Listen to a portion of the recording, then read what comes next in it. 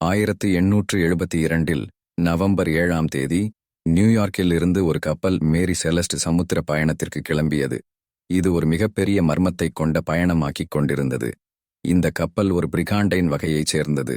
அதன் நீளம் 99 அடி. அது மிகவும் வலிமையான கப்பலாக கருதப்பட்டது. இதன் கேப்டன் பெஞ்சமின் பிரிக்ஸ் தனது மனைவி சாரா மற்றும் மகள் சோஃபியாவுடன் பயணம் செய்ய இருந்தார். அவருடன் மேலும் 7 குழுவினர் இருந்தனர். அவர்கள் அனைவரும் நிச்சயமாக பயணத்தை தொடங்கினார்கள். ஆனால் யாரும் எதிர்பார்க்காத விதமாக அவர்கள் ஒரு மர்மத்தில் மூழ்கிவிட்டனர். மேரி செலஸ்ட் நியூயார்க்கில் இருந்து இத்தாலி நோக்கி கிளம்பினது. அந்தபோது அது சமுத்திரத்தில் பெரிய ஏற்றங்களை கடக்கவிருப்பதாக இருந்தது. கப்பல் முழுவதும் அந்த சமுத்திர பயணத்தை எடுத்துக்கொண்ட அனைத்து உயிர்களும் மனசாட்சியில் வெகு உறுதியுடன் இருந்தனர். இது ஒரு பெரிய பயணம். இருந்தாலும் அதில் எவரும் எந்த ஒரு சந்தேகங்களையும் எடுத்துக்கொண்டதில்லை. இந்த கப்பல் இப்போது பரபரப்பான சமுத்திரத்தில் பயணித்துக் கொண்டிருந்தது. ஆனால் அது மிகவும் ஆச்சரியமாக இருந்தது. டிஏ கிராட்டியா என்ற மற்றொரு கப்பல் சமுத்திரத்தில் சென்று அந்த மேரி செலஸ்ட் கப்பலை கண்டுபிடித்தது. ஆனால் அதில் எவரும் காணப்படவில்லை. டிஏ கிராட்டியா குரூ மேரி செலஸ்ட் கப்பலை ஆராய்ந்தபோது அதில் உள்ள எல்லா பொருட்களும் சரியான நிலையில் இருந்தன. ஆனால் அவர்களுக்கு மிகவும் ஆச்சரியமாக இருந்தது. எவரும் கப்பலில் இருந்து காணவில்லை. இந்த கப்பலில் எது ஒருபோதும் சேதமடைந்ததில்லை. சமுத்திரப் போக்கிலும் கடலில் எவ்வாறு கப்பல் சென்று கொண்டிருக்கின்றது என்பதும் தெளிவாக தெரியவில்லை. பல பெட்டிகள் இருந்தன. ஏனென்றால் அது வணிகப் பொருட்களை போக்கும் கப்பலாகும். அதன் மீது எதையும் சேதப்படுத்தவில்லை.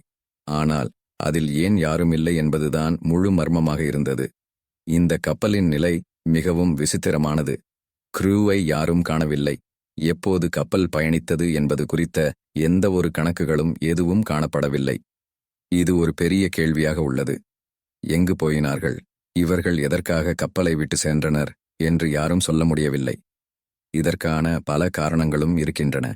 சிலர் பைரட் தாக்குதலை கூறுகிறார்கள். சிலர் க்ரூவை விட்டு சென்றுள்ளதை மியூட்டினி என்று கூறுகிறார்கள். சிலர் இதனை சூப்பர் நேச்சுரல் ஃபோர்சஸ் அல்லது பழைய விஷயங்களால் கையாண்டு சென்றதாக சிபாரிசு செய்கிறார்கள்.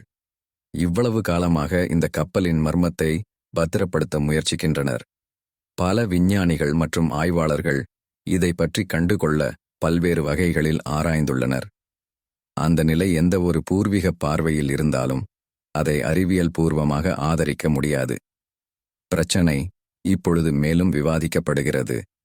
சிலர் காற்றின் காரணமாக இது போன்ற பரபரப்பான நிலை ஏற்பட்டது என்று கூறுகிறார்கள். மற்றவர்கள் இது கப்பலின் இயல்பு அல்லது மற்ற காரணங்களை வகுப்பது என்பதை குறிப்பிடுகின்றனர். இது ஒரு மறைக்கப்பட்ட கப்பலின் விஷயமாக போகும். இதற்கான பதில் இன்று வரை இல்லை. இது ஒரு மர்மமாகவே இருந்துவிடும். எந்த ஒரு காரணம் கூட இதனை விளக்க முடியவில்லை. இந்த கப்பல் எதுவாக இருந்தாலும் அது அவ்வப்போது மர்மத்தை தொடரும்.